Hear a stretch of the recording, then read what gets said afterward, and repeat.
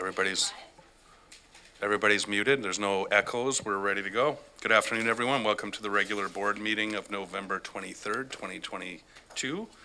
It's with gratitude that we're holding this meeting today on the traditional unceded territories of the Coast Salish people, and I recognize that we also live, work, and play on the Nuu-chah-nulth territory within our region. And with that, we will get underway. Mr. Robbins, are there any changes to the agenda before we move to adoption? Thank you, Mr. Chair. Yes, there is a addition to the agenda for consideration, C3. It is a request from the Cowichan tribes to provide a letter of support in an application to the BC Salmon Restoration and Innovation Fund, and this is related to the Lake Weir. Thank you. With that addition, are there any other changes? No other changes. All right, thank you. I'll ask for a motion to approve the agenda as amended. Moved by Director Justice and seconded by Director Morrison. All those in favor? None opposed? Motion carries. And with that, we'll move to, sorry, Mr. Robbins. Got to get back into CVRD practice. Over to you. Thank you. Agenda item number 2, adoption of minutes. M1 is the regular board meeting of October 12th. And the recommendation is that the minutes of the regular board meeting of October 12th, 2022 be adopted. If there are no errors or omissions, moved by Director Martman, seconded by Director Toporowski. All those in favor? Any opposed? None opposed. Motion carries. Mr. Robbins. And M2 is the inaugural board meeting of November 9th, 2022. The recommendation is that the minutes of the inaugural board meeting of November 9th, 2022 be adopted. Moved by Director Abbott, seconded by Director Acton. Any discussion? Seeing none, all those in favor? Any opposed? None opposed. Motion carries. Mr. Robbins. Agenda item 3, business arising from the minutes. There's just a correction with respect to a resolution that the board made on September 28th, 2022. Just a typo or a transposition of a digit, and we wanted to bring it forward for ratification to correct it, because we didn't want to have the misunderstanding that the rates per 1,000 with regards to the item that was being considered was 0.1078 per 1,000, which in fact it was $1.078 per 1,000. And so apologies for the typo and the transposition of a digit there. So the recommendation is before you, Mr. Robbins. The CVRD Board Resolution 22-508 1.7 be corrected by deleting the tax rate 0.1078 cents and replace it with 1.078. Moved by Director Morrison, seconded by Director Acton. Any discussion? Seeing none, all those in favor? Any opposed? None opposed. Motion carries. We're moving to public input. Mr. Robbins. We don't have anybody that is pre-registered online, and I'm not sure if there is anybody in the gallery that wished to speak during the public input period, other than the delegation that follows. Okay, thank you. Seeing none for public input, we'll move right to our delegation, item D1. And did you want to read this out, or should I? I will go ahead. And welcome to our group from Cowichan Hospice. And Monica, if I get your last name incorrectly, it's Monica Kaka.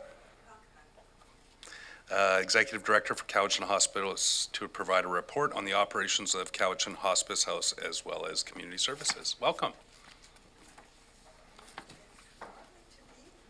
Just get the microphone. Thank you.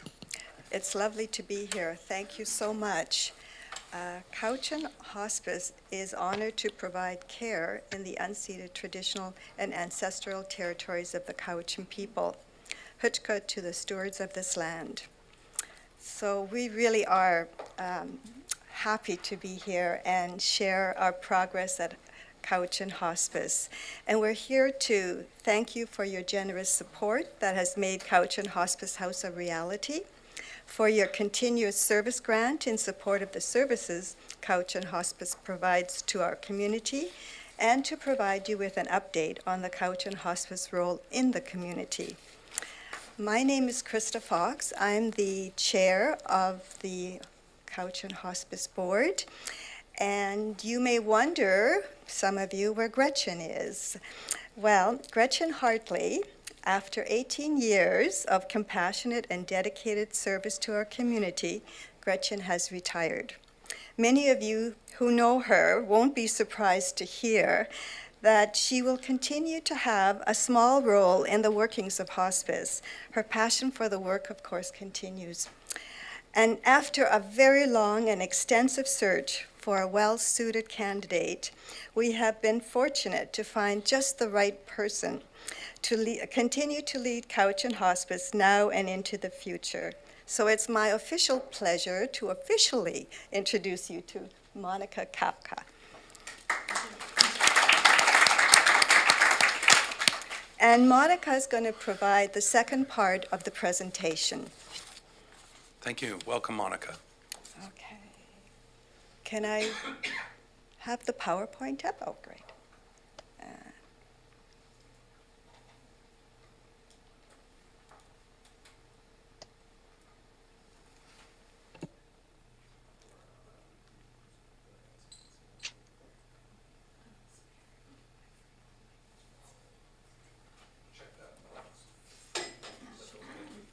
Way across.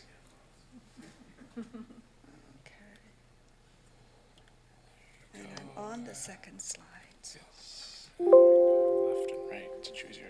Okay. There, okay, Yep. it's there. Yep. Thank you. All right. Here's a map showing the number of people served in 2021 by Cowichan Hospice in communities across the region. So as we all know, the population of the CVRD is aging, and so is the number of people who need the continuum of hospice palliative care, including care after a difficult death. So your regions are all represented here, and these are the people that we served this past year.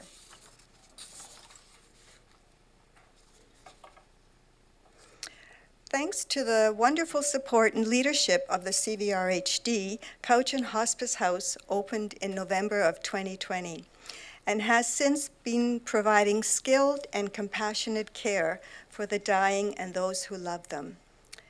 The house is beautiful, and it supports excellent whole-person care. It's a place where people at the end of life can now find comfort, expert medical care, and compassionate support for themselves and their families. Since Cowichan Hospice House has opened, 175 people have received care, and almost all of these people have been surrounded by those they consider family.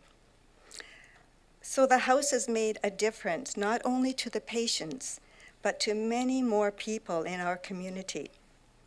The positive impact of Cowichan Hospice House on the lives of people in our community is a testament to the commitment of the CVRHD directors past and present.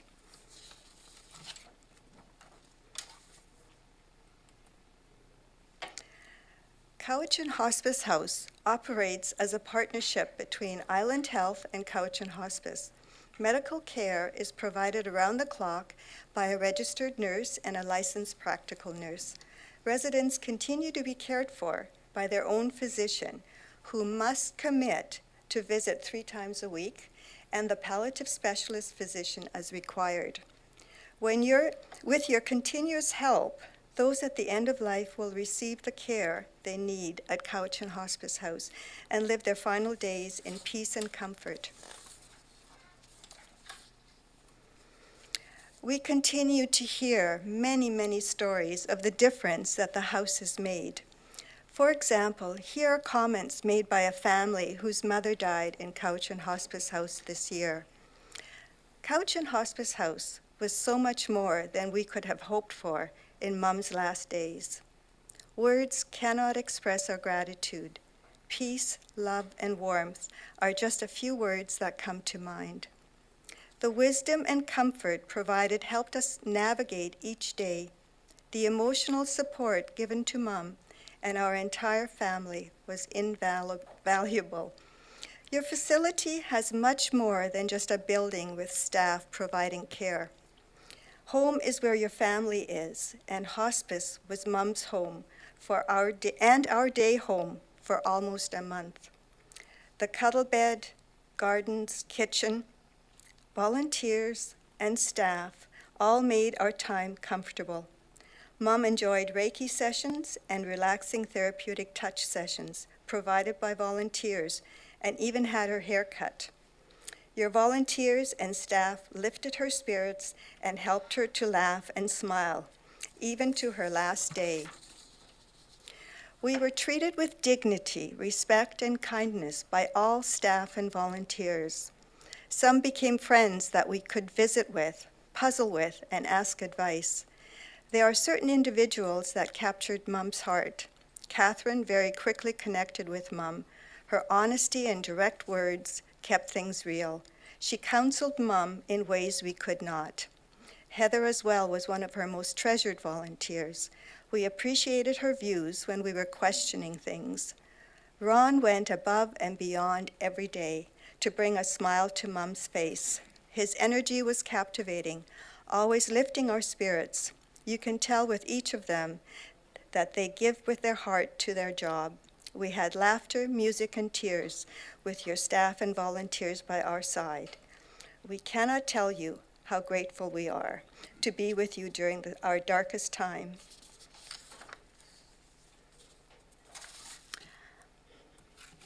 And hospice really is all about stories, and this is another story I'd like to share with you. These windows have a very special story. A lifelong artist, Glenn Spicer's final passion project was creating the stained glass windows for the sacred space at Cowichan Hospice House. Glenn had lived with cancer for 17 years. Unfortunately, he became too ill to complete the final panel. After being cared for at home for several months, Glenn was admitted to Cowichan Hospice House. As his wife Deanne Doucette says, as soon as Glenn was brought into his room at Hospice House, he was so happy. For me, it was like an island of sanity. It was an enormous relief that I was in a place where I could recharge myself to be a help for Glenn and support him on his journey. I am so grateful. All the help from Cowichan Hospice volunteers gave me the bridge to walk across turbulent waters. Not everyone has that bridge. Before his death, Glenn invited a young artist to complete his work, and the windows were installed earlier this year.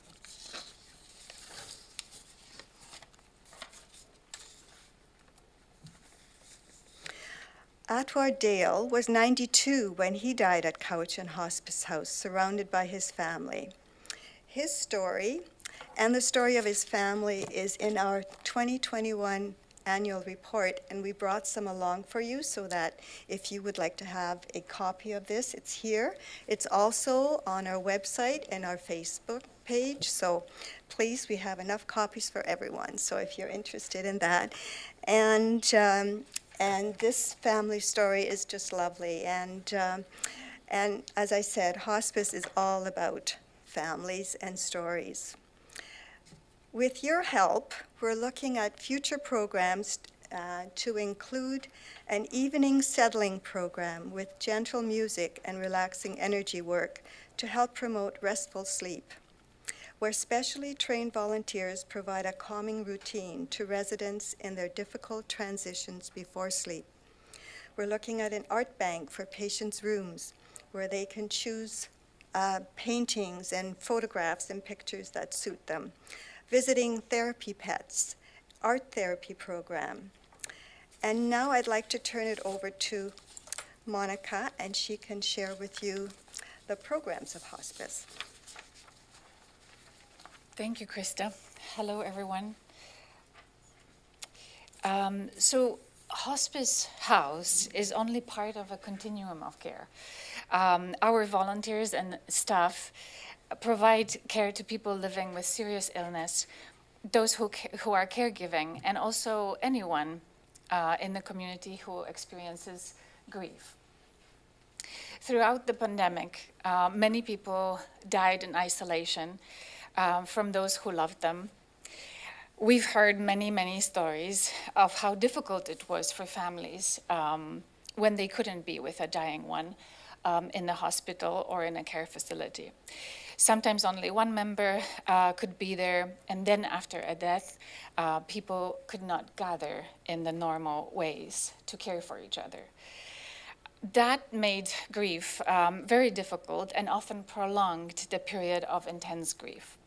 During this time, Cowichan Hospice staff and volunteers stepped up, and support was available over the phone, in the walking meetings, in the garden, and in the large rooms. Our community palliative services coordinator also continued to visit people in their homes to provide emotional support and information. As we know, we are also facing a pandemic of toxic drug deaths. The traumatic loss bereavement groups support those who have lost a family member or a close one to suicide, poison drug supply, or other sudden traumatic losses. Grieving mother, Margaret, kindly shared with us, "I found it helpful to just be in a group of other people going through similar things. It's almost impossible to grieve in isolation. We need the support of other people." And going back to the continuum of care, we also provide workshops. One example is the workshop on advanced care planning. And this is something that helps our community members with planning for future healthcare and to capture end-of-life wishes. Something new this fall will be a best 3 months workshop that helps people focus on what would be most important to them if they only had 3 months to live. It's actually a very well-received workshop. Participants get in touch with long-lost friends, go on trips that they never took the time to organize, and one got a tattoo. So, as Krista mentioned, we are here to really thank you for your continuous support, because it is vital to individuals and families across the Cowichan as they face life-limiting illness and bereavement. So thank you for enabling all that support when people need it the most. One more reminder is that this is our community services office at 3122 Gibbons Road, and this is where we serve one-on-one bereavement support. We also provide some wellness care. And you are all welcome to visit us, especially if you need a moment of compassion. And we are also happy to schedule visits to Hospice House. So please get in touch with us, and I will be happy to arrange that. Thank you.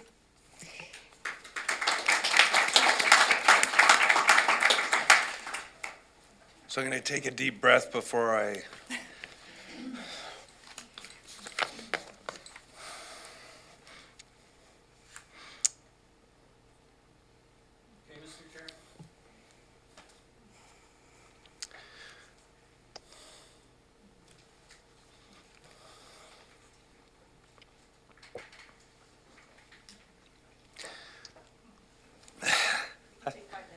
No, I'm fine.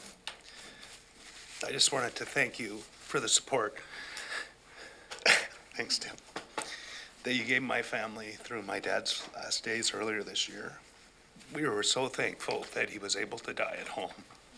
And, it was a true honor to learn and understand about what you do, and to support the Hospice House. Not really contemplating that, but in that work with all of you, recognizing in the loss of my grandparents how they didn't have the support and care that they really should have had at the end of life. And like I said, I was just so thankful for the support that we were offered by Cowichan Hospice that did allow my dad to pass at home, and the comfort that that provided. So I am so grateful. And if you need a testimony, you have another one right here. But the care you provide is amazing. Even in a family where, my stepmom, my dad's partner, is a elder care nurse, it still doesn't give you the level of support that you need, especially when you're grieving the loss of somebody. And the team that came in, the resources that were provided, the equipment, everything that was needed for my dad to have a beautiful death and welcome family and friends in our home. And like I said, have an amazing living wake surrounded by the people that he loved and was able to sort of continue his journey on his own terms. So on my speakers list, I have Director McGonigal.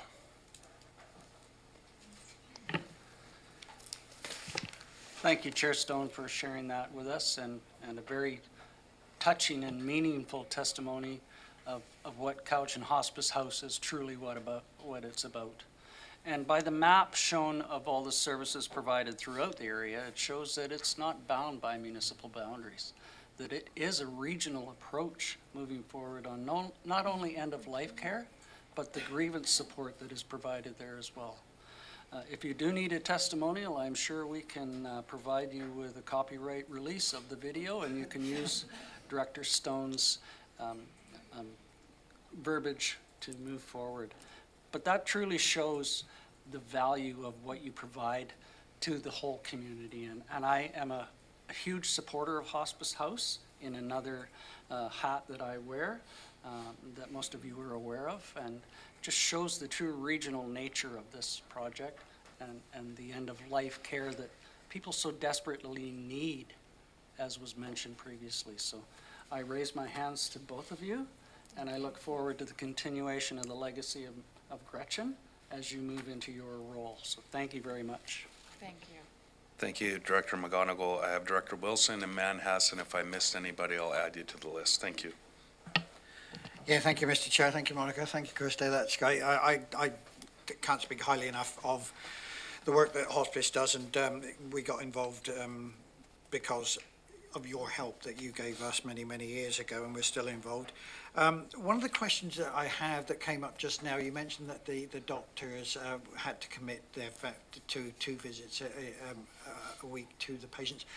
What happens if one of the patients doesn't have a family doctor or obviously they're not going to be held out?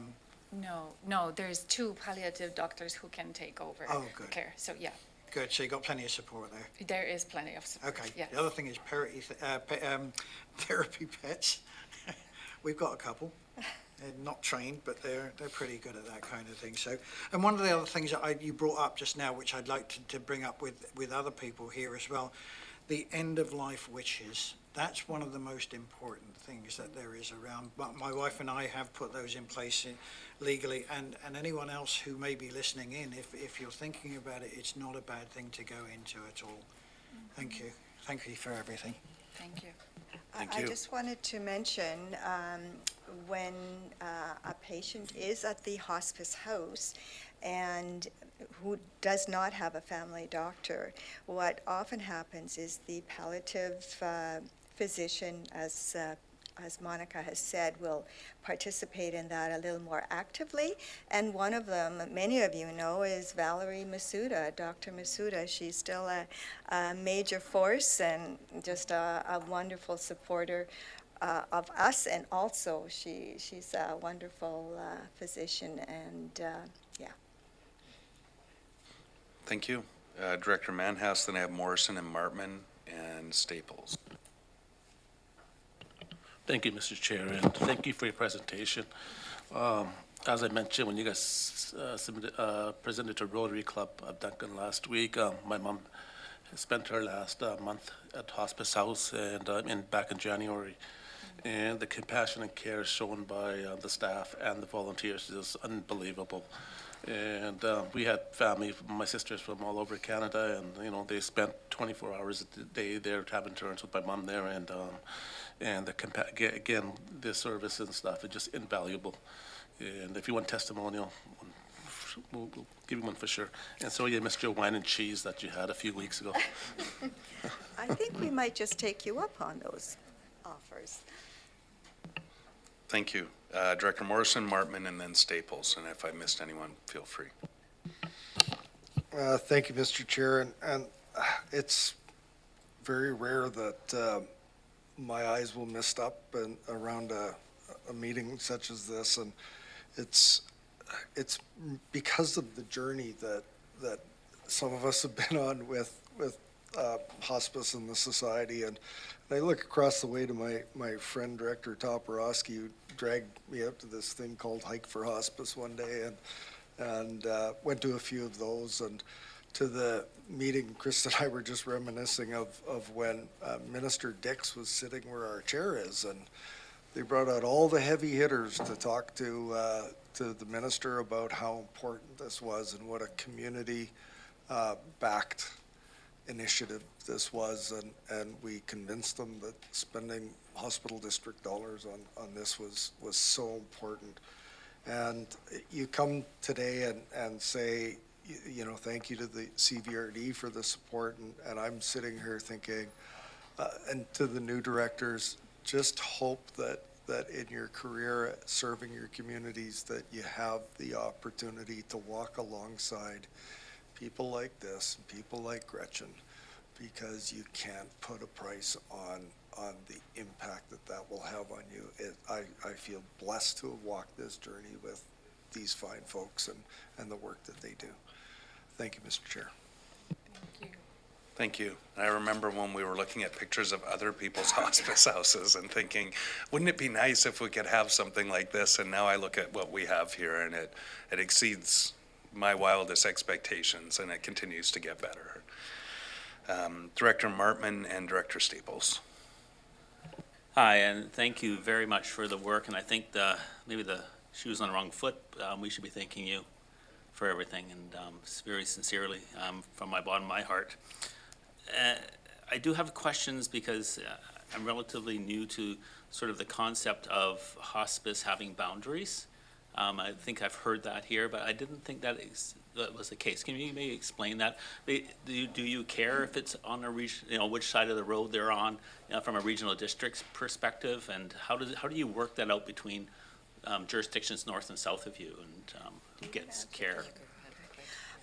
No, we don't look at boundaries, but what we find is on Vancouver Island, there are a number of hospice societies and associations. So what happens is, let's say if someone in Nanaimo heard of us, they have a facility there, right? So it would just be natural for them to be there because it's closer to home and all of that.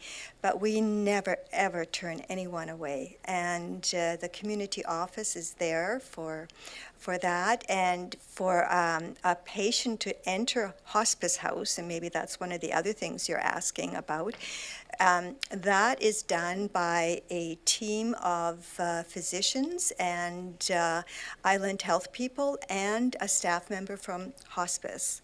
And they triage and work towards what they feel is the best candidate for the type of service that the hospice house offers.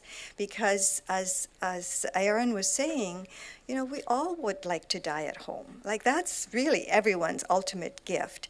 And there are some situations where that's not possible. And so hospice house offers that kind of a situation. And when that happens, and if it's a good fit medically and for the family, because the patient and the family has to, of course, agree to that. And so that's how that is chosen. And we never turn anyone away. And our bereavement programs after death, as Monica mentioned, there is so much need for that. And the programs that we're offering now, like, we still want to go into youth programs. We haven't sort of ventured into that yet because we need funds and which we need with staff and that. But no one gets turned away. Yeah. And a follow-up, if you can. And I guess that I always look for where your challenges might be. And I'm wondering how your volunteer program's going. And are you looking for more? What can we do to sort of promote things for you? Thank you. That's a great question. We have nearly 60 volunteers right now, and we have We have regular training and regular support groups for them. So it seems for now it is enough. However, we train new volunteers on an ongoing basis. So currently we offer 2 training cohorts during the year. Right now, one is actually in progress. So there's another probably 8 new volunteers, and then we'll continue into the new year. And thankfully, we always have people being interested in volunteering their time and skills and compassion. So if you would like to refer anyone, like all the information is, I mean, they can contact us directly, but the information is there on the website, and we interview people on ongoing basis, basically, and then invite them to a cohort training. And Great. if I could add that there is quite the interview that Monica was talking about is that we really look for people. Let's say if you have lost someone and you have had hospice experience with your family situation, and you want to give back and contribute, we encourage people to wait. Because when grief takes time, and so when we are looking for volunteers, we have a very extensive interview and process, and the volunteer training that we do that Monica, of course, is in charge of with her staff, is very, very extensive. And to be fair, sometimes as people go through the training, they might find, this isn't for me. But they have personally gained so much knowledge and understanding about themselves that it was a wonderful experience for them. The majority, most of the time, the volunteers, of course, will continue to volunteer after the training session. And then they have people staff members that guide them and mentor them along the way, so that there's a lot of support, and that is what is really critical about our staff, is they are well suited to help the volunteers, because we don't have enough staff to do all the work. So we really need sound, solid volunteers who can be there and walk alongside people, and the volunteers need support, and that's where the staff comes in, and we work together like that. Great. Any fall? Director Staples. Thank you. And thank you for your presentation today and reminding us, of the work that is being done in our community. I remember the first time that hospice, when funds were being raised, and there was a film that was done talking to different people about end-of-life care and what that means to them and what something like this would mean. And I don't think it's something, you never know how something is going to impact a community.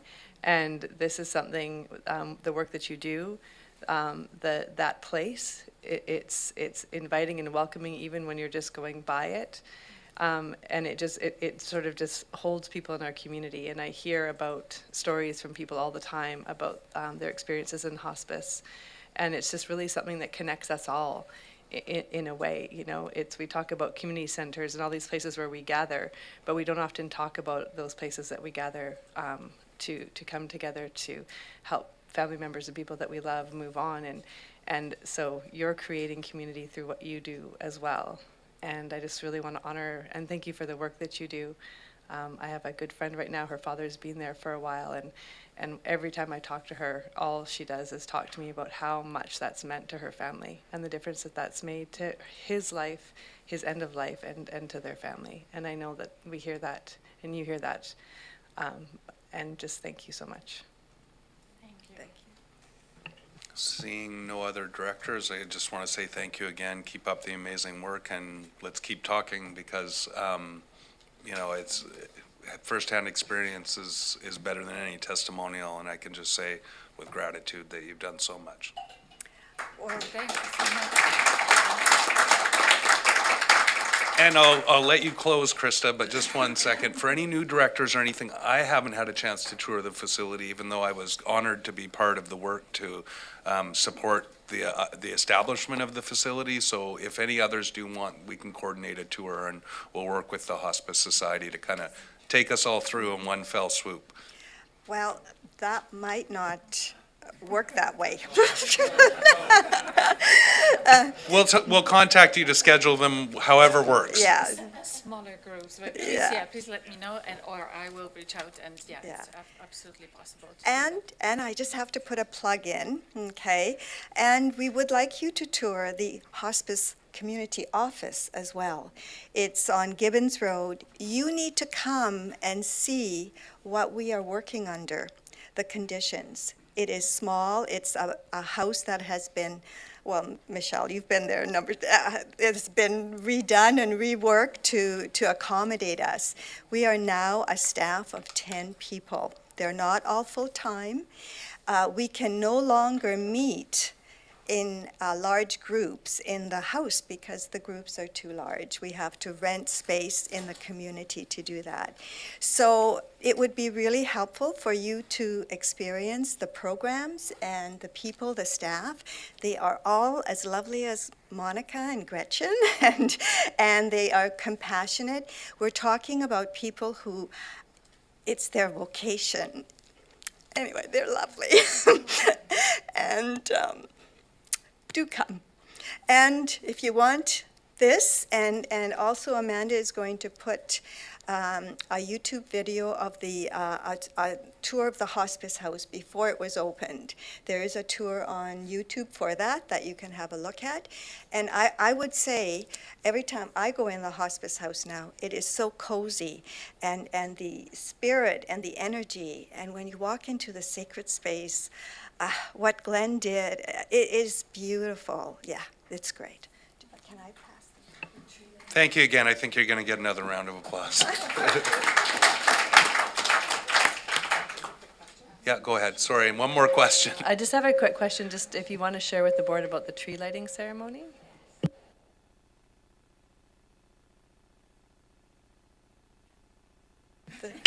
I think the 7th. Is it? Yeah, 7th at the hospital, the CDH. And we're doing it a bit differently this year. Monica, can you talk about that? Because you need to dress warm. Yes, it is on 7th of December, 4:30, and it is in front of the main entrance. So that for those of you who are familiar with the ceremony, it's a beautiful way to remember everyone who recently passed. You are welcome. Right.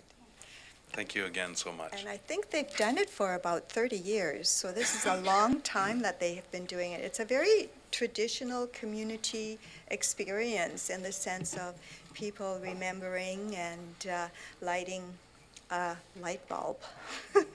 It's really lovely. I'll be quiet. Thank you again. We're not going to give you one more round of applause, but it's just such, it's such challenging work, but I can understand where the love and the passion comes from to do that work, so thank you so much. All right, deep breath, and Mr. Robbins. Thank you, Mr. Chair. Moving on the agenda, agenda item number 6, report of the chairperson. There are 2 items, RC1, standing committee appointments, RC2, other external appointments. Thank you, and I'll go through these. I just have a little bit of a preamble. I want to thank all of you, especially those who bent my ear or listened to me over the last week and a half, and were willing to sort of be flexible, and those as well who've expressed a degree of passion and intention towards certain appointments. It's absolutely not possible to give everything to everyone that they want, so I appreciate the accommodation and compromise. I want to thank Director Nicholson as well for sort of opening my eyes and my ears to different issues So moving forward, we also discussed this, wanting to elevate people and have an opportunity for those who've expressed interest to chair meetings. With the way our committee structure has been changed in the last couple of years, there just isn't as many opportunities as there used to be. So at least in the short term, while we have a longer conversation, which I'll refer to in a second, we do want the vice chairs to have the opportunity to chair the committees. We can work that out between the chair and vice chair of each committee, but we would like to see those people who are appointed as vice chairs get the opportunity to chair the committees. So we can move into that. And further to that, after talking to Mr. Robbins and with feedback from Allison, we'll also be bringing forward at our next board meeting the prospect of I'm calling it a governance committee. That may not be the term, but we do have to update our code of conduct and sort of reaffirm that within 6 months of the election. So we'll be doing that work, as well as talking about chair roles, responsibilities, chair term lengths, remuneration, and I think I had something else on that list too. The code of conduct was a necessity, but we'll bring that back in more detail at the next meeting. There just wasn't enough time to come together, and we'll work together on it in terms of reference and discuss that with the committee and the board to move that work forward. And that's just in this effort of trying to bring people who have the intention and desire to get more opportunities for leadership and chairing different committees and taking on different roles within the organization. So with that, we'll move on to the appointments. The first two are really easy. Committee of the Whole. All members of the board are members of Committee of the Whole. Chairperson would be Director Morrison, and Vice Chairperson would be Director Martman. Moving on to Electoral Area Services Committee, all electoral area directors are members of the Electoral Area Services Committee, and Director Nicholson will be serving as chairperson and Director Wilson as vice chairperson. Moving on to the other appointments in RC2, AVICC Solid Waste Special Committee, myself, Director Stone, Cowichan Lake Community Forest Cooperative, Director Morrison, Cowichan Watershed Board, myself, Director Stone, Director Nicholson, and Director Staples. Island Coastal Economic Trust, Central South Island Regional Advisory Committee, Director Acton. Island Corridor Foundation Member Representative, Director Morrison. Island Health Representative, Director Stone. Municipal Finance Authority, Director Wilson, with alternate Director McClinton. Municipal Insurance Association of BC, Director Abbott, with alternate Director Martman. Our Cowichan Communities Health Network, Directors Segal, Martman, and Deck. Parcel Tax Review Panel, Director McClinton, Acton, and Wilson. Treaty Advisory Committee Representatives, Director Segal, Director McGonigal, and Director Morrison. Vancouver Island Regional Library Board, Director Deck, alternate Director Acton, and BC Social Procurement Initiative Steering Committee, Director Abbott. If folks have any questions about the appointments, I've tried to let people know if I was going to appoint them to anything, but if there are any questions, I was going to say we can discuss it after the meeting, but Director Acton. Well, I just wanted to check that parcel tax one that's that 15-minute meeting that Yes. happens once a year? Okay. So I appreciate. I didn't know about that one. I appreciate that I didn't consult people on that, because the answer is always, do I have to? It is generally a statutory meeting that happens once a year. So Director McClinton as well, I didn't talk to him about that, but one meeting once a year for 15 minutes, I'm hoping that we can pull it all together. All right, so with that, I do have one more item under a report of the chair, not to sort of promote my own town, but tomorrow's Festival of Lights. So it's the biggest thing in Ladysmith every year. And this year is sort of a return to a more connected community event. Tomorrow night is what we call the Light Up Night. So at 6:30, Santa comes down with his reindeer and lands on the roof and pulls the switch and lights up the town. Maybe there's some movie magic involved, but that's what we say happens. So if any of you, if you're able to attend, please do come early, because then you can get good parking and a good way to get out of town, and enjoy the local businesses. That really Festival of Lights, the genesis of it was to support our local businesses. But if you can't come tomorrow, Old Time Christmas is the following week. It's a smaller community event, but throughout the holidays, please come check out Ladysmith. I've heard from a few directors that they didn't even know what our town was before coming on our tours last week. So I really do welcome you all to the community and hope you'll join us. And with that, I'll turn it back over to Mr. Robbins. Mr. Chair, you're on to Section 7 correspondence. 3 pieces of correspondence. C1 is correspondence from the Cowichan Housing Association with respect to a letter of support to the BC Rent Bank. All right, so Director McGonigal. I'd just like to move a letter of support on the rent bank. Thank you, and that was seconded by Director Wilson. Any discussion? Director Manhas. Thank you, Mr. Chair. Mr. Chair, do we know what the financial implications to the board would be for this? Through staff? Anyone? Ms. Mohan? Don't have a microphone that works? Just yell at me and I'll translate.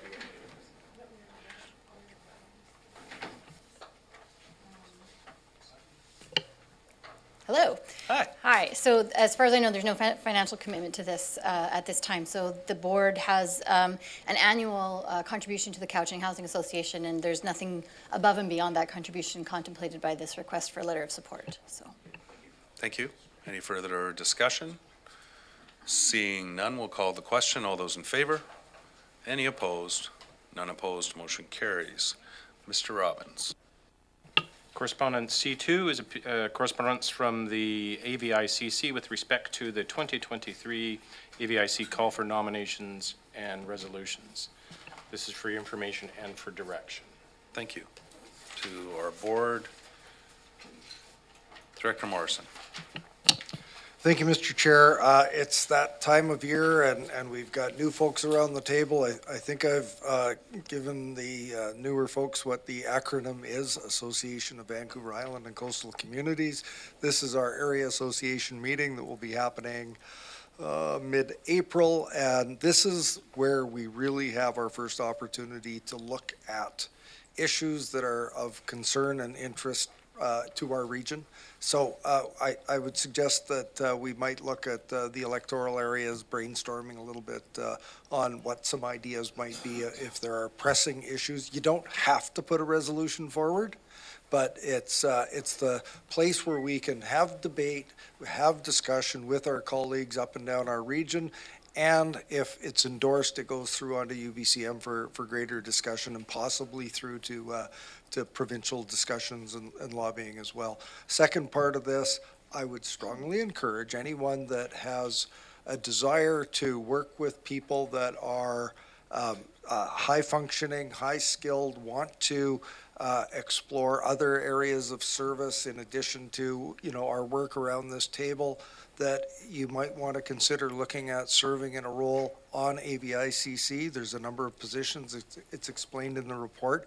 AVICC is not a local government body. It's a society, but it is representative of the communities that are members of it. And I've been through the process. I've served in a number of different positions. I'm the current past president, and would welcome anyone from this board or your municipal councils to make application and become part of the election process for serving on the AVICC executive.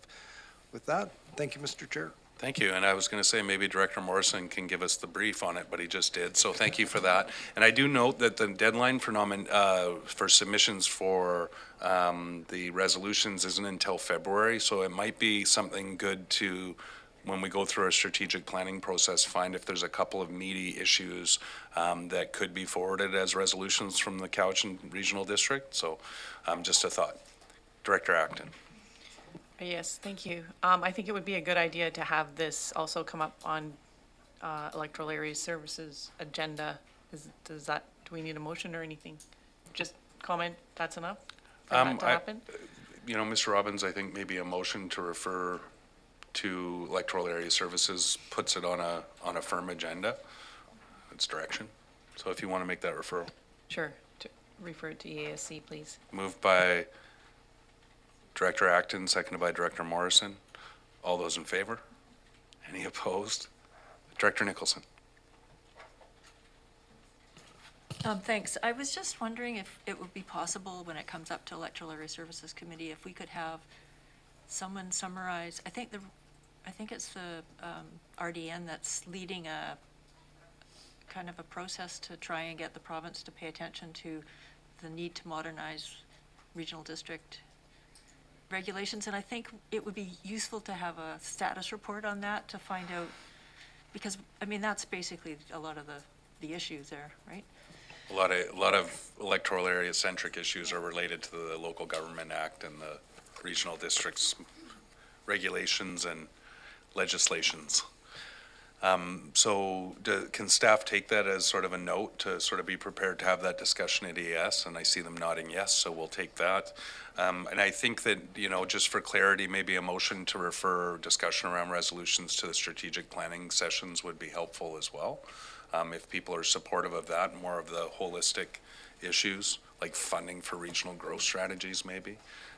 Sorry, just trying to curry favor with my friend Mayor Douglas.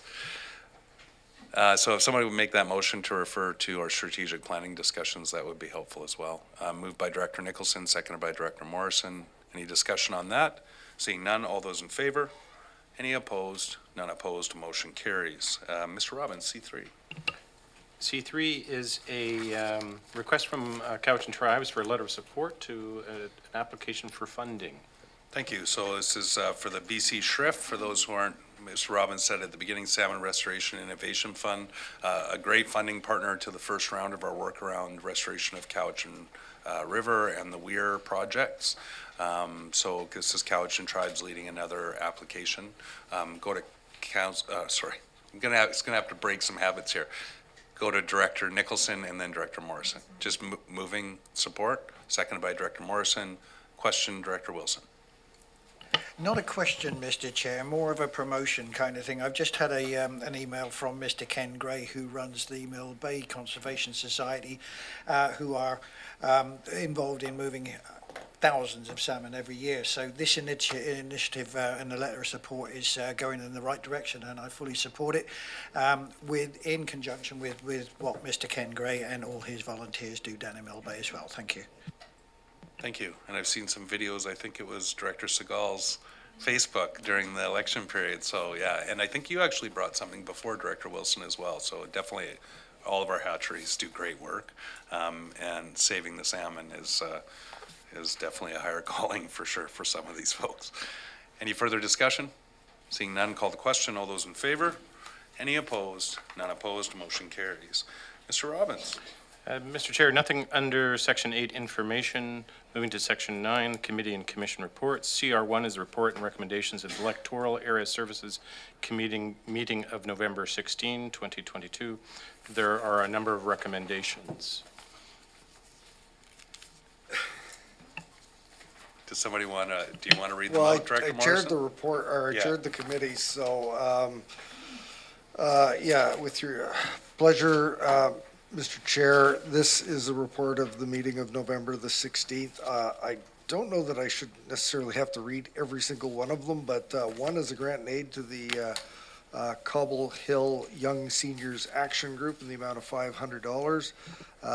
Two, the town of Ladysmith be informed that the interests of the Cowichan Valley Regional District are unaffected by your proposed official community plan.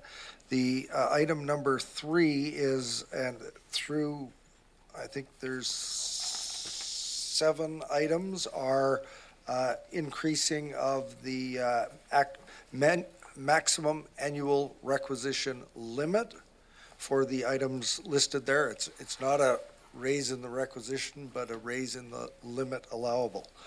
And 4, that staff invite current advisory planning commission members and parks commission members to apply for reappointment. And 5, or number 2 of 4, that ads be placed in local newspapers and Severity website and Facebook page to solicit volunteers for commission vacancies, deadlines and applications January 6, 2023, and I'd move those 4 numbered items. Thank you. Do we have a seconder? Director Wilson, any discussion on those? This is for all of the board. All those in favor? Any opposed? None opposed, motion carries. Electoral area directors only on the following 5 through 9, that an application, ALR 22B01, be forwarded to the ALC with a recommendation for approval, and that a further requirement for testing of soil quality with this application. 6, development variance permit DVP 21G02 be issued.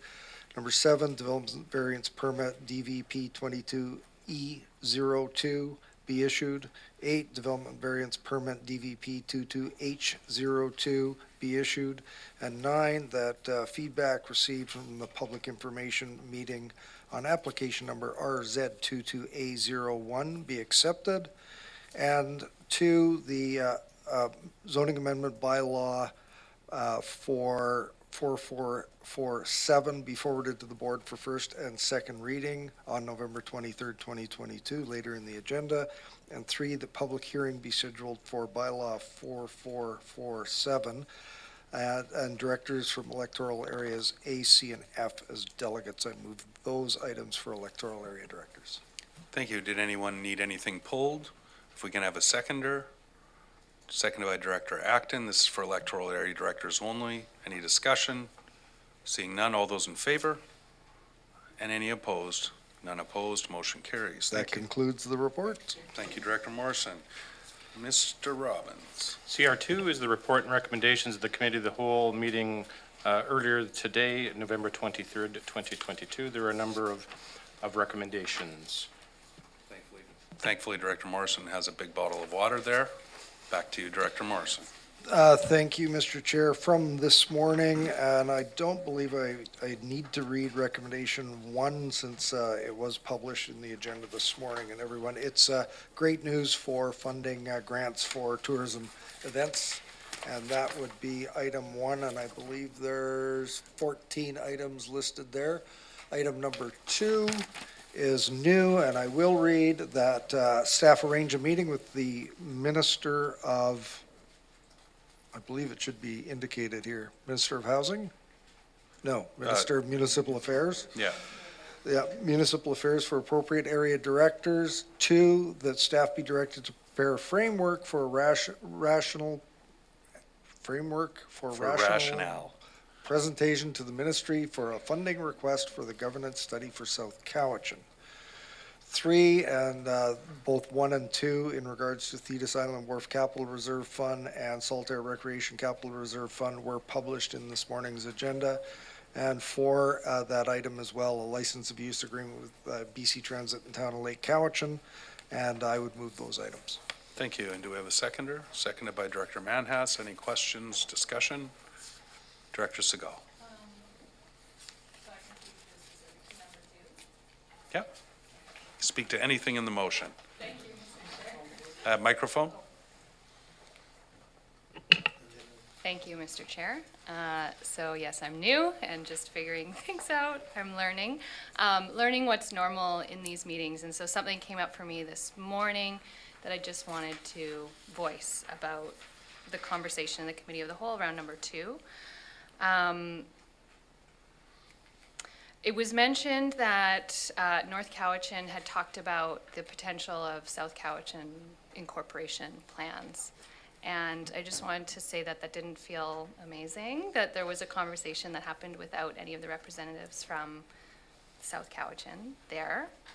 I'm reflecting on all the training that I've had over the last few weeks and just how important our board relations are for this board to communicate effectively and collaborate. So I don't want this to come across as like I'm not interested in what the municipalities have to offer, because I think there's a lot of mentorship that I need and lots of good advice. I just want to be included in those conversations in the spirit of right relations and being effective and collaborative in the board. Thank you. Appreciate that. Any further discussion? Director Douglas. Yeah, Mr. Chair, just if I could provide some context on that earlier comment, because I think it could have been worded a bit better than that. I just want to be clear to the rest of the board that North Cowichan didn't have any official meeting and big in-depth discussion on a particular item. It was more just kind of casual conversation between some of the directors on the board and some of our senior staff. But this wasn't like a big formal thing that we discussed. It was more some of us, read the agenda over the weekend and, earlier this week, had an opportunity to briefly discuss it, but it wasn't like we had some formal agenda item in our committee of the whole yesterday. And glad to, take that as a lesson going forward to try to improve communication between, municipal directors and the area directors, because I know it's a topic that's come up in the last term, and if we're going to work together effectively, we need to all be on the same page and have that open lines of communication. So thanks for the comment, Director Segal. Thank you both. And, I think that's, these are conversations that I think we will have, and they'll progress necessarily through this motion. We'll get a little bit of feedback from staff and the ministry, and then we can decide how to best move forward to benefit everyone in the region. All right, so with that, I will, if there's no other discussion, I'll call the question. This is on all of those items, been moved and seconded. All those in favor? Any opposed? None opposed, motion carries. All right, Mr. Robbins. Thank you, Mr. Chair. We're into section 10, Director Reports. There's nothing included in your agenda. Moving then to section 11, Staff Reports. The first one is SR1. It's a report from the Deputy Chief Election Officer with regards to the 2022 general local elections and assent voting, that is referendum results. This is for your information. It's a statutory requirement that this be presented to the board. Thank you. So this is just the results. I think the next one speaks to the more of a in-depth overview of the initiative. Any questions on this item before we move to the next? Seeing none, we'll move on. Mr. Robbins. SR2 is a report from the General Manager, Community Services, with regards to the Regional Recreation Initiative, providing you with an overview in that report. Thank you. Is there any presentation from staff? Just here to answer questions. Mr. Elzinga? Thank you, Mr. Chair. The intent of the report is twofold: to provide the directors with a bit of a history, a story of the Regional Recreation Initiative through board resolutions over the past 7 years. I also wanted to provide the board with information on communication that has happened since the last board meeting that we've discussed regional recreation. That was the two intents of this particular report. Thank you. Director Nicholson. Maybe I should have mentioned this on SR1, but I remain concerned that elections to me are really important for the democratic process. And I would like to make sure that we are constantly trying to improve so that it's easy for people to vote. And I know that, for example, we have people on Penelakut Island that had to come to the mainland to vote. And I know that in my area, the voting place is Eagles Hall, and many people get confused and come to us even though they are actually in Cowichan Bay. Or it just seems to me somehow with this day of electronic, we put our forms in, we should be able to vote anywhere in the region. And we should be working towards that. And I know it's expensive, but I think we need to continually review how we do the election and try and improve each time. And it has budget implications, so maybe this is something that we could consider when we do the budget, because you put money away each year, I think, for the election in the fourth year. So, thank you. Thank you. I have Director Toporowski and then Director Morrison and Director Abbott. Thank you, Chair. Yeah, just following up with Director Nicholson's comment about voting, how it creates a barrier for people that live in Halalt Reserve have to go to Cowichan Bay. And it's just a barrier that we need to look at going forward, and I think that's something that we should be looking at. And I don't know if this has to do with the Indian Act or whatnot, but I think if we can create a voting on Penelakut Island, I believe we can create a voting station closer to where these individuals could vote. And I don't know what makes sense of Area D being in Halalt, but that's just, it seems weird to me, but not saying that they're not being serviced or anything, but I think that's just, it just seems very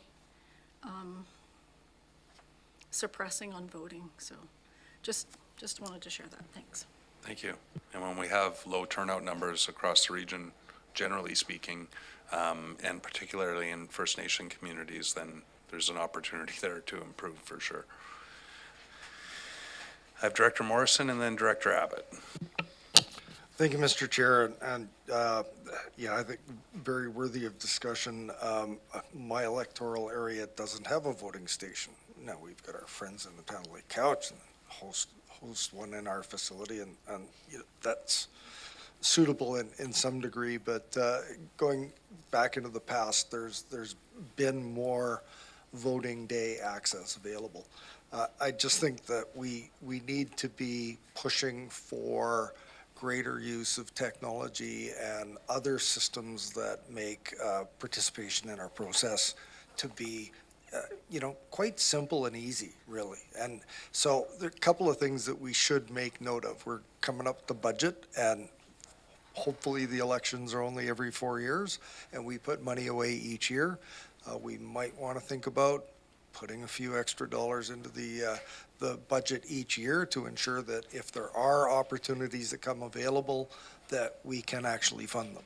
The other thing I would suggest, and I think it's probably been tackled, but maybe we could do a little bit of research. This might be an AVICC resolution to get the provincial government to start embracing some of the technology that is available and would increase voter participation in local government elections. Thanks. Thank you. Director Abbott. This is on SR2, Mr. Elzinga. Probably should have asked this last night at the Kerry Park Commission, but it sounded like the regional recreation notion is for the current assets and debts that, going forward, if a commission like Kerry Park puts up a swimming pool, that won't be regionally paid for. What occurred to me last evening, are we going to be into a bit of a smorgasbord 10 years from now when we have all these different assets coming online?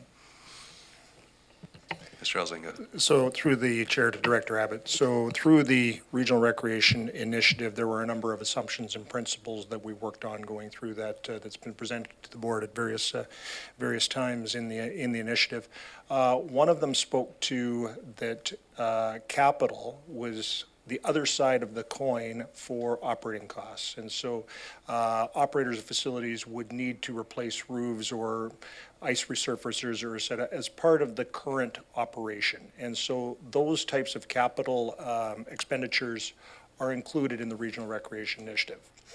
Any big expansion of services like a new aquatic center, the idea is that if that came forward from 3 electoral areas that wanted to do that, they would be responsible for the construction costs and the debt costs, and they should be coming to the board afterwards for another facility use study to see who of the region is participating in that and be part of the operating costs. So that was the differentiation made at the Kerry Park Recreation Commission last night. Expansion of services for construction and debt for those areas that would be building that facility. The region would be paying for operating costs based on usage. Thank you. Any further discussion? Oh, Director Acton. My question is to Mr. Elzinga, I guess. We're still going to be presented with some decisions based around governance and ironing out some details. I guess as a refresher and also for new directors, do you plan on doing a bit of a workshop so that people can get? There's just so much information as a backgrounder that, you know, some kind of small education session would be helpful, I think. So I'm certainly at the whim of the board to provide as much or as little information. There's 7 years of information around this. As Director Acton has noted, there are some future decisions here. We do anticipate on December 14th a discussion around a reserve fund establishment for this new function. Then we talk about governance. As you know, right now we have various recreation commissions that are providing recommendations to the board on things like budget, and there has been at least 3 reports that I know of around governance to the board through the Regional Recreation Initiative. That particular discussion around governance was deferred until after the election. So that will be coming your way shortly. And then eventually, we're going to be talking about policies, and synchronization of policies. So there's a lot of work moving forward. We'll be using some of the background from the information, but if the board would like a workshop, I'm happy to oblige.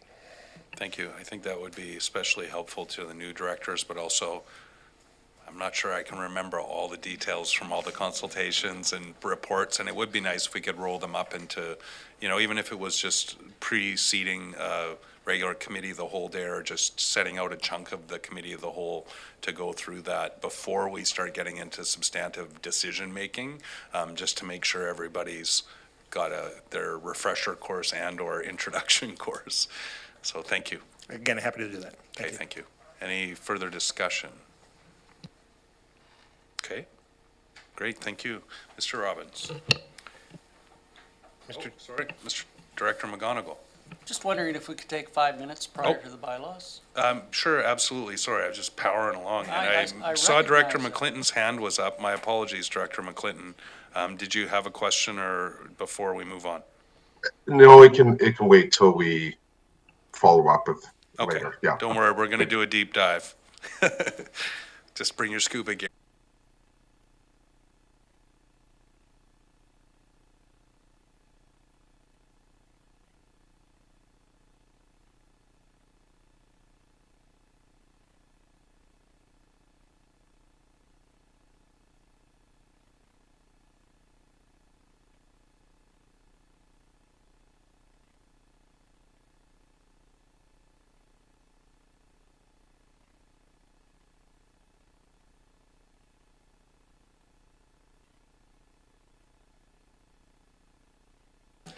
All right, folks.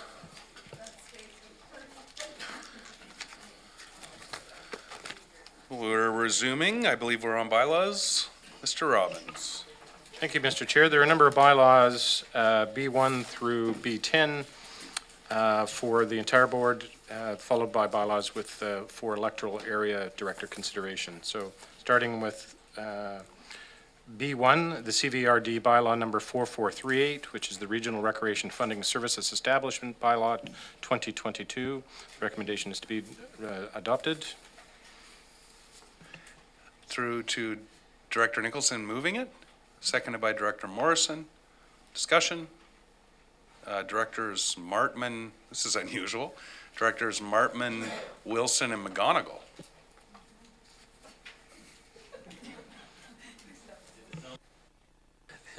I thought we had 3 M's for a second, but there's a W in there, so. It's upset. Well, thank you, staff, for bringing this forward, and it's not unexpected. But I am process-oriented, as some of you may know, and throughout this whole process of this, I've always wanted my area to have a voice. And so, but I was told, no, we're going to go referendum regionally wide. That was decided by the board, and fine, we went with that.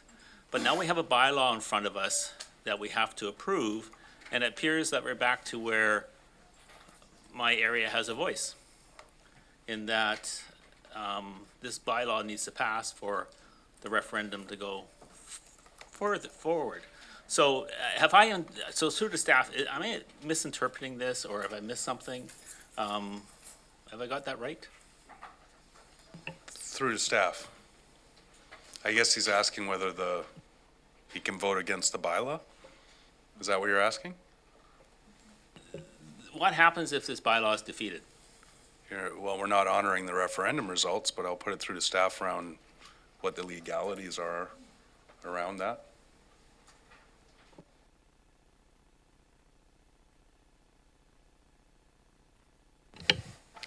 Mr. Chair, I'm just going to suggest for this discussion that anything legislative gets referred to Mr. Robbins, anything recreation related gets referred to me. But on this particular one, if the vote is not approved today, I know I would be seeking direction from the board as to appropriate next steps.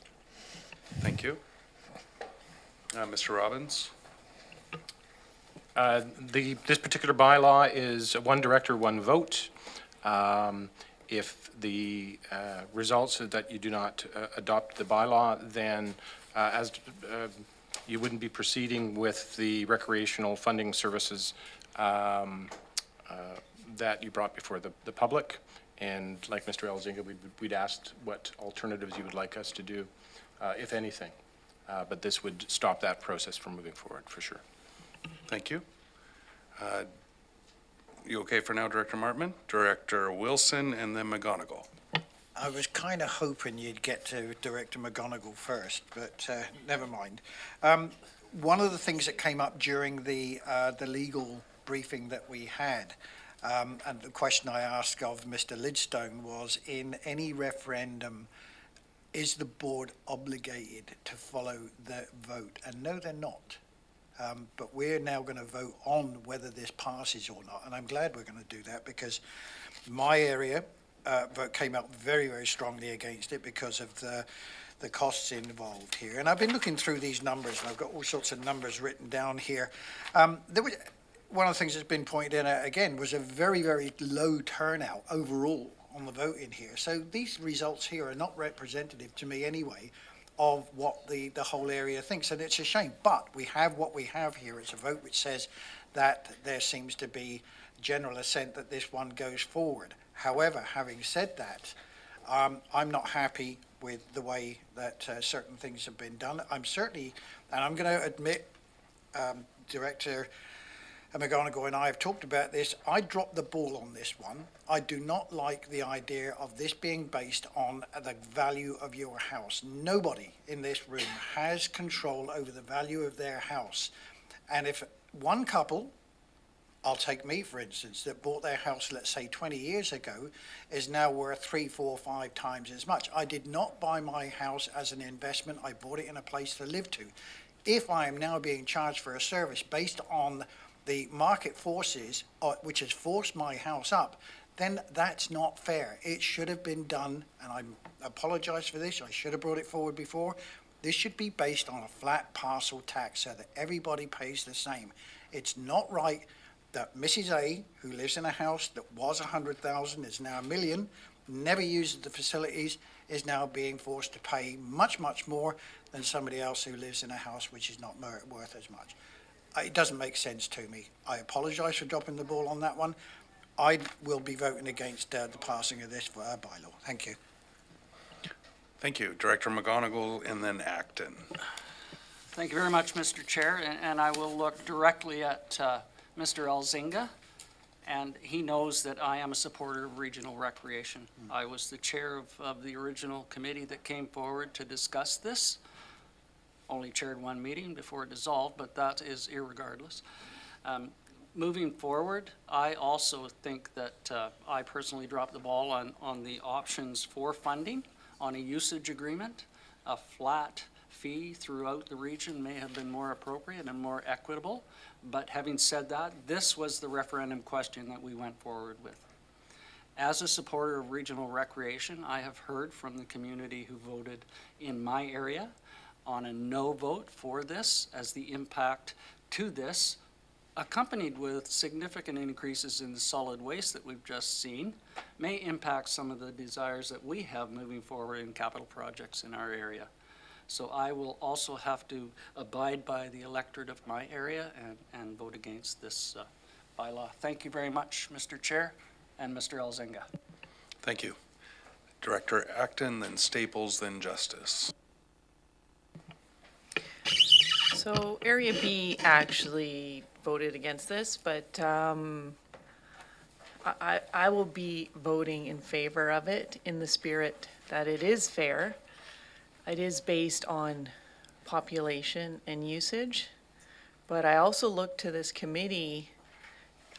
We've pulled one line item and made it fair, and if we look at all the other line items, what's happening in South Cowichan, even more in Mill Bay, is what Director Wilson's talking about is people's houses are becoming so valuable they can no longer live there, so they have to move. And these are just, young families or not. I'm not talking about the upper properties. Not concerned about that. It's the middle income families and their properties. So for example, what I'm trying to get at is, Area B has the same population as Ladysmith, and we've talked about that. And if we looked at general government, because we're assessing that amount by assessed value, Area B has the same population, but its assessment values are 2/3 higher. Or, well, I'd have to actually, no, it's just one, Ladysmith is 1/3 less. 30% less but, well, from the numbers on our assessments on general government. Anyway, so it would be interesting as a board to look at other items to make that fair, because families cannot afford to stay in the south and shouldn't be penalized just because that's where they've chosen to live and they're closer to the city. So, thank you. Thank you. Director Staples, then Justice, and I have myself on the list. So many things, and I'm just going to try to keep it brief. So regional recreation, this is a topic that has been on at our tables for, I don't even know how many years it's been, 20 years roughly. And I'm going to speak to this as a parent of, and also as a reflection from the other night when we were at the Sports Hall of Fame. And what recreation does for people in our community, what recreation provides for young people in our community. It's also not equitable that there are a lot of families who can't afford recreation in our community. That's also a massive problem. And, you know, they were talking about kids' sport the other night and how much money they've raised and how many children they've helped. And I think of sport and the cost of it, of being just involved in a sport. My son's involved in lacrosse. Last year he was coaching. We went on trips last year, and I don't know how families even afford to be a part of that anymore. And so there's nothing equitable about a lot of things in our system. But to make this fair for our community so that at least there is some kind of breaking ground in the middle and people have access to recreation, I will support this, and I would encourage others to support this. There's been a lot of work. There's no perfect model of doing this. Recreation, access to it is so vitally important to the mental health and well-being and connection in our communities. So I would encourage us to move forward with this. Thank you. Thank you. Director Justice. Thank you, Mr. Chair. Just a question, I guess a parliamentary question perhaps for Mr. Rollins. Can you explain to me why this is not a weighted vote? I've got that explanation. Establishment bylaws are one vote, one director, one vote. Financial allocation budget questions are weighted. But the establishment bylaw, sounds like a bit of a wrinkle in the system to me, is one director, one vote. Thank you. Thank you. I've got myself, I believe, on the list next. I'm not seeing any other hands. It was a narrow margin that it passed in my area. There's a financial penalty to the town of Ladysmith for contributing to the regional service, but it's about the equitable delivery of services and the fact that we utilize facilities within this region that we do not pay into.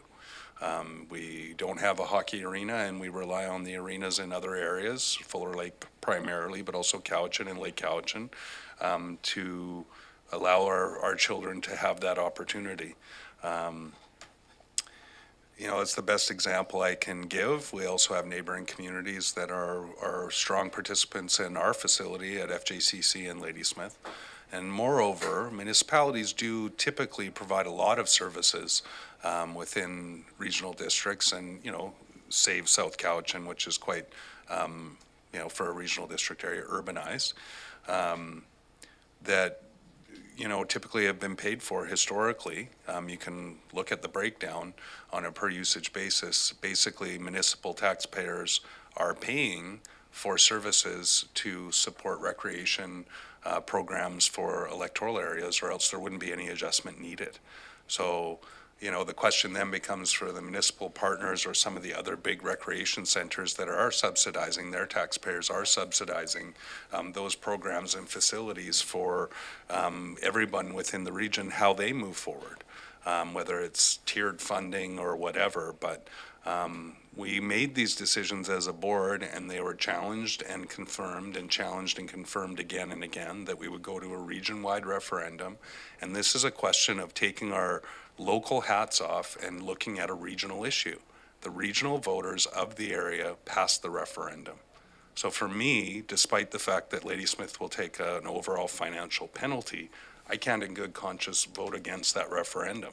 It'd be better for us. We can maintain more control of our facility, continue to use Fuller Lake Arena for no other cost other than our hockey memberships, and, you know, enjoy our cake and eat it and not have to pay for a good portion of it. I don't think that's equitable or fair in a regional conversation when we have, if we treated ourselves as one city, this wouldn't be a question. We have 89,000 people within the region that rely on each other for services, and we rely on each other for support. And I think that if we vote against the referendum just to benefit a local taxpayer, we're not really thinking regionally. And that would disappoint me, but everybody's entitled to their own opinions, and we don't necessarily have to agree. That's the beauty of a board and a representative democracy. So I don't like to speak until the directors have put their hands up, but Director McClinton, you've got your hand up, so please go ahead. Yes, you know, my area, this bylaw did not, or excuse me, referendum did not pass. And there's some serious concerns for Area G, who are the people who elected me in Saltaire.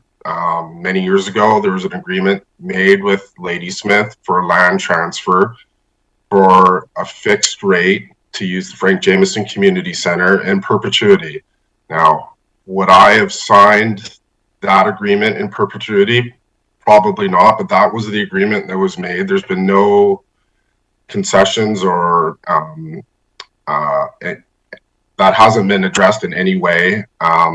In addition, the folks on Thetis, their use of the recreational services is zero by the own reporting. This is, excuse me, sorry, battery running low.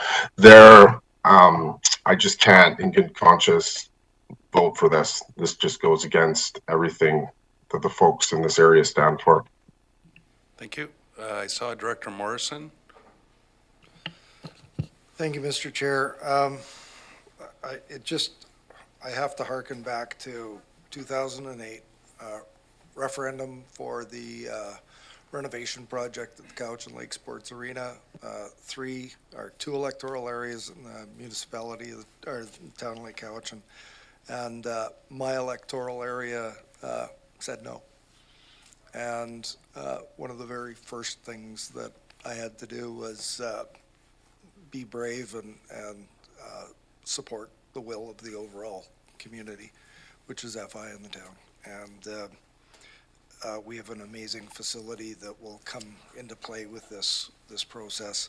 I encourage those of you that don't know all of the history and all of the effort and all the work that has gone into this, and we've heard from the community, and I'm going to ask you to be brave and support this. And seeing you didn't have any other hands in the air, I'm going to ask that the question be called. Thank you. I think we've made our views known, and I appreciate everybody's perspective, as much as they may differ. Call the question. It's been moved and seconded. All those in favor? Please turn your cameras on, so that staff can follow and record the vote. All in favor?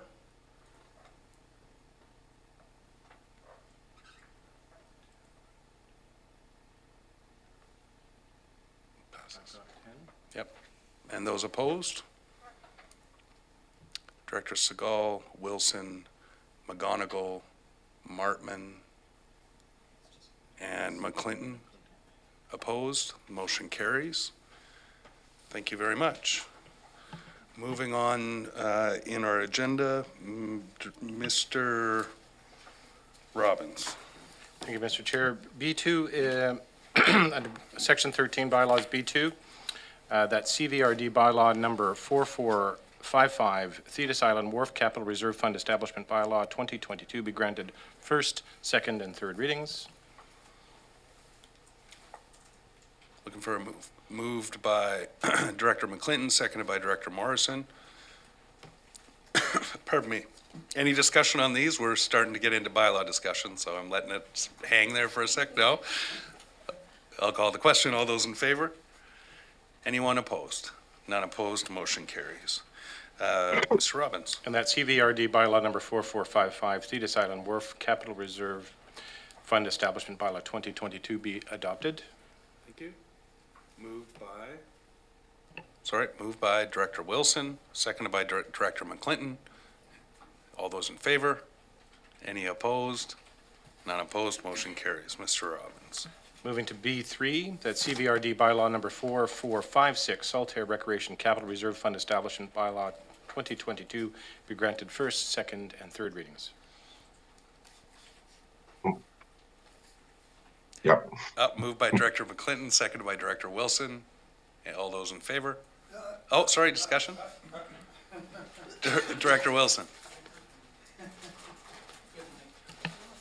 Yeah, thank you, Mr. Chair. On this particular building there, is there anyone that give us a condition report on this one? Because this capital reserve, as far as I can make out, is to go towards refurbishment or repairs and that kind of thing? Yeah, I'll put it through staff. My understanding is this is to follow our reserve fund policy for assets, but through to staff. And there was an opportunity earlier in the agenda with the report on this. Yeah, I missed it. No, Sorry. no worries. Through the chair to Director Wilson. Yeah, in order to put money into a capital reserve fund, we have to have this bylaw set up so that they can for future benefits of buying capital items. And, yeah, and reserve amounts will always be voted on by the board as the financial discussion moves forward once the bylaw is established, right? Through to the chair. They go through the bylaw, like when you do the budget, the amounts are in there. So, yeah. Thank you. Any further discussion? It's been moved and seconded. I'll call the question. All those in favor? Any opposed?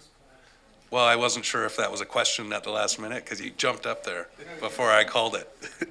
All right, Mr. Robbins, please help us get through. That CVRD bylaw number 4456, Saltaire Recreation Capital Reserve Fund Establishment Bylaw 2022 be adopted. Thank you. Moved by Director McClinton, seconded by Director Justice. Any discussion? Seeing none, all those in favor? Any opposed? None opposed, motion carries. Mr. Robbins. B4, that CVRD bylaw number 4459, Maple Hills Sewer System Service Amendment, Requisition Limit Increase Bylaw 2022 be granted first, second, and third readings. Moved by Director Acton, seconded by Director Douglas. Any discussion? Seeing none, all those in favor? Any opposed? None opposed, motion carries. Item B5, that CVRD bylaw number 4460, Shawnigan Beach Estate Sewer System Service Amendment, Requisition Limit Increase Bylaw 2022 be granted first, second, and third readings. Moved by Director Acton, seconded by Director Morrison. All those in favor? Any opposed? None opposed, motion carries. Mr. Robbins. B6, that CVRD bylaw number 4461, Cary Village Sewer System Service Amendment, Requisition Limit Increase Bylaw 2022 be granted first, second, and third readings. Moved by Director Segal. Seconded by Director Martman. Any discussion? Seeing none, all those no, you can just beat, I'm trying to slow down. Everybody say I go too fast, so all those in favor? Any opposed? None opposed, motion carries. Mr. Robbins. B7, that CVRD bylaw number 4462, UBO Sewer System Service Amendment, Requisition Limit Increase Bylaw 2022 be granted first, second, and third readings. Moved by Director Deck, seconded by Director McGonigal.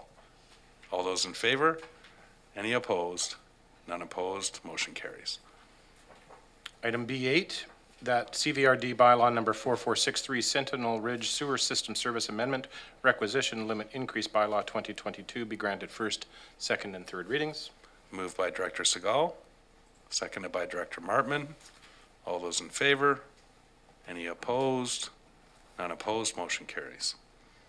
Item B9, that CVRD bylaw number 4464 Bald Mountain Sewer System Service Amendment Requisition Limit Increase bylaw 2022 be granted first, second, and third readings. Moved by Director Morrison, seconded by Director Toporowski. All those in favor? Any opposed? None opposed, motion carries.